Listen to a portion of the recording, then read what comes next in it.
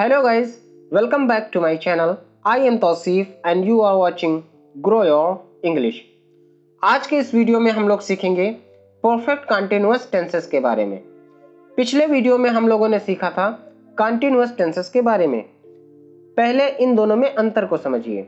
जब किसी specific time पर कोई एक्शन चल रहा होता है उसे बताने के लिए हम कंटीन्यूअस टेंसेस का यूज करते हैं, लेकिन अगर हमें यह बताना हो कि वो एक्शन कितनी देर से चल रहा है तो उस टाइम को बताने के लिए हम परफेक्ट कंटीन्यूअस टेंस का यूज करते हैं। जैसे मैं बोलूं आई एम टीचिंग, मैं पढ़ा रहा हूं, ये कंटीन्यूअस टेंस है क्योंकि यहां किसी स्पेसिफिक टाइम पर कोई एक्शन चल रहा है।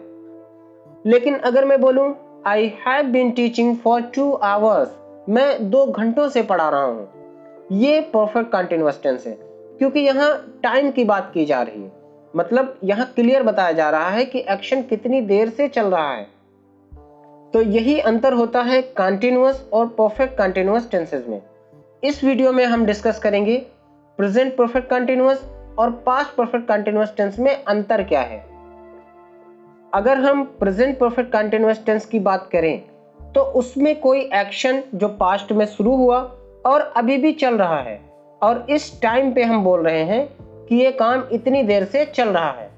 मान लो 2 घंटे से मैं पढ़ा रहा हूं, तो ये sentence present perfect continuous tense का है क्योंकि कोई एक्शन जो पास्ट में शुरू हुआ और अभी भी चल रहा है, तभी तो हम बोल पाएंगे कि मैं 2 घंटों से पढ़ा रहा हूं, मैं 2 घंटों से पढ़ा रहा था।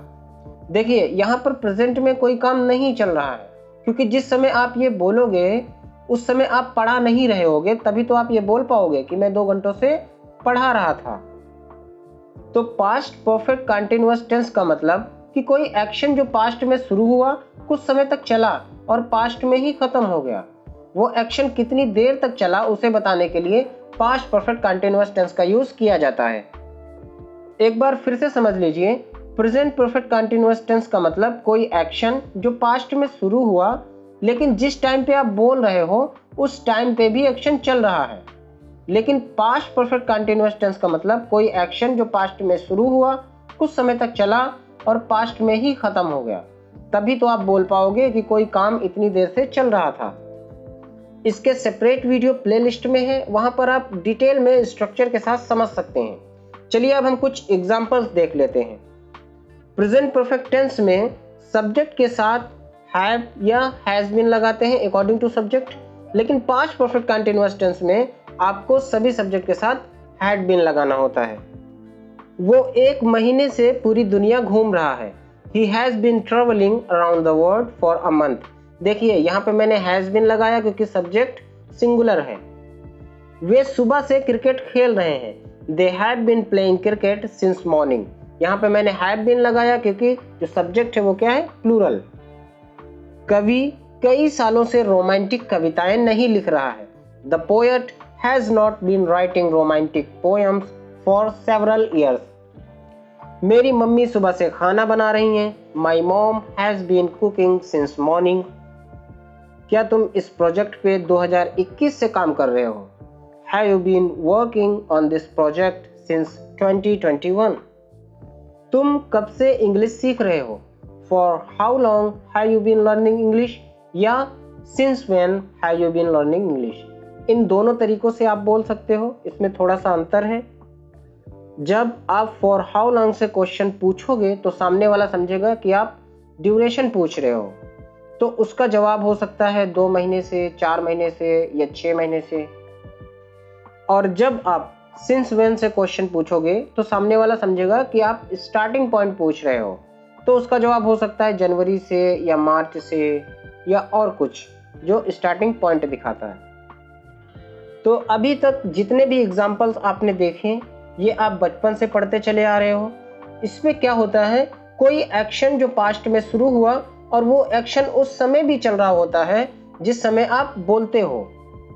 लेकिन आपने अक्सर देखा होगा कभी कभी पास्ट एक्शन जस्ट जैसे ही फिनिश होता है उसको भी बताने के लिए हम प्रेजेंट परफेक्ट कंटीन्यूअस टेंस का यूज करते हैं।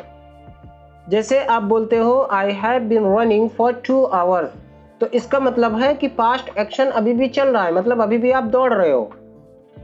लेकिन मान लो अभी अभी आपने दौड़ना बंद किया है, मतलब एक्शन रुक गया है, और अचानक आपसे किसी ने पूछा, आप बहुत थके हुए दिखाई दे रहे हो, तब भी आप प्रेजेंट परफेक्ट कंटीन्यूअस टेंस में बोल सकते हो, हालांकि एक्शन अब नहीं चल रहा है।